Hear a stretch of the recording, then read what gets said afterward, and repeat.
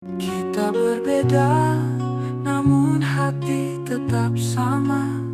Dalam bahasa cahaya kita bicara. Cintaku melintasi angkasa, tak terhalang gravitasi. Dalam gelapnya jalan. Bismillahirrahmanirrahim. Assalamualaikum warahmatullahi wabarakatuh. Sahabat Dr. Tifa, dimanapun Anda berada, saudara-saudara sebangsa dan setanah air, rakyat berhak tahu dan bertanya, bukan kejahatan. Di negeri yang mengaku demokrasi, suara rakyat seharusnya bukan hanya didengar, tapi dihargai. Di negeri yang menjunjung hukum, bertanya bukan kejahatan, melainkan kewajiban moral warga negara. Hari ini, rakyat mempertanyakan sesuatu yang wajar. Apakah pejabat publik benar-benar memenuhi syarat dasarnya? Pertanyaan ini bukan datang karena benci, tapi karena cinta pada konstitusi. Bukan karena ingin menghancurkan siapapun, tapi karena ingin menjaga marwah jabatan publik agar tidak menjadi panggung dusta. Namun, yang terjadi justru sebaliknya. Mereka yang bertanya diseret ke ruang kriminalisasi. Mereka yang meneliti dicap makar dan pemecah bangsa. Padahal yang mereka minta sederhana. Tunjukkan saja kebenarannya. Satu dokumen, satu lembar ijazah, satu transparansi, selesai. Rakyat berhak tahu, karena dari rakyatlah kekuasaan itu berasal. Dan bertanya bukanlah pelanggaran, tapi fondasi dari negara yang sehat dan pemimpin yang jujur. Jika bertanya dianggap kriminal, maka kita semua sudah tidak merdeka. Hari ini mungkin hanya 3 orang yang dituduh, tapi esok satu bangsa akan dibungkam jika kita semua diam. Kami berdiri untuk kebenaran, untuk hak bertanya, untuk Indonesia yang waras dan berani. Ketika rakyat dibungkam, azab pemimpin didekatkan. Wahai para penguasa, ketahuilah bahwa rakyat bukan musuhmu. Mereka adalah cermin amanahmu. Dan pertanyaan rakyat bukanlah ancaman, tapi alarm bagi jiwamu. Apakah engkau masih lurus atau mulai menyimpang?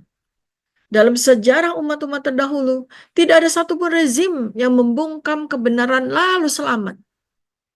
Dan ingatlah tatkala Tuhanmu memberitahu, sungguh jika kalian bersyukur, niscaya aku akan menambah nikmatmu. Tetapi jika kalian kufur, pasti azabku sangat pedih. Firman Allah dalam Quran surat Ibrahim ayat 7. Rakyat bertanya karena cinta. Rakyat meneliti karena peduli. Rakyat bersuara karena ingin negeri ini tetap waras. Namun, bila suara rakyat disamakan dengan makar, kritik dianggap kriminal, dan kebenaran dibungkus oleh kekuasaan, maka tunggulah. Azab bukan datang dari rakyat, tapi dari Tuhan yang tak bisa dibohongi. Azab itu bisa berupa kehancuran legitimasi, bencana yang tak bisa dihitung, kekacauan yang tak bisa dikendalikan.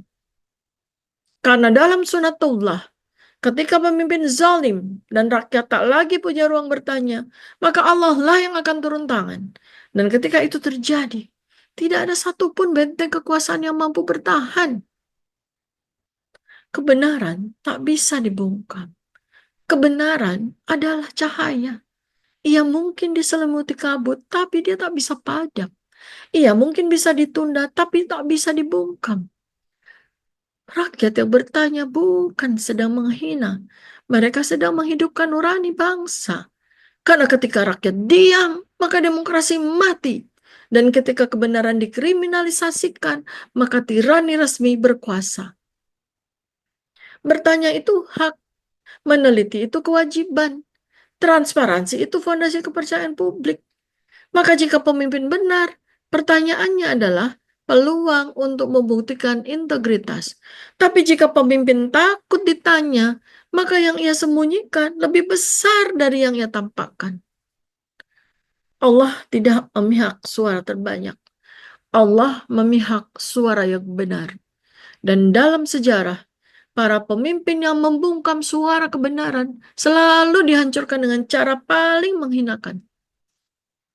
Firman Allah dalam Quran surat Al-Baqarah yang 42.